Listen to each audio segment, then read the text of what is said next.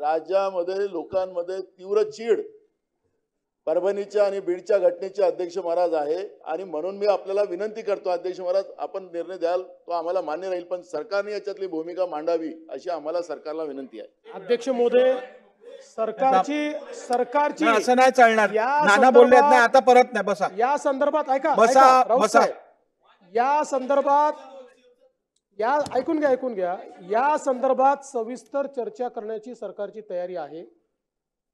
त्यामुळे मला असं वाटतं अध्यक्षांनी जो दिवस नेमून देतील उद्याचा आज आपला शोक प्रस्ताव असल्यामुळे आपल्या काही प्रथा परंपरा आहेत मात्र अध्यक्षांनी उद्याचा दिवस नेमून दिला तरी आम्हाला हरकत नाही। या संदर्भात पूर्ण सविस्तर चर्चा आपण करू। दोन्ही घटना अतिशय गंभीर आहेत त्यामुळे निश्चितपणे त्याच्यावर चर्चा करू। त्याच्यावर सरकारने काय कारवाई केली ही देखील आपण त्या ठिकाणी बघू आणि विशेषतः परभणीच्या घटनेच्या संदर्भात मला या निमित्ताने सर्वांनाच अपील करायची आहे की संविधानाचा अपमान कोणीच कधीच सहन करणार नाही आणि ज्यांनी तो अपमान केला तो मनोरुग्ण आहे। मनोरुग्णांनी अशा प्रकारचा अपमान केल्यावरही कारवाई झालेली आहे। तथापि तिथे एक संतापाची लाट आली त्याच्यामध्ये काही गोष्टी झाल्या।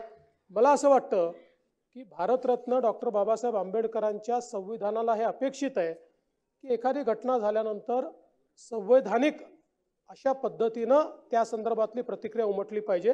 मात्र आज याच्यावर अधिक बोलण्याचं कारण नाहीये।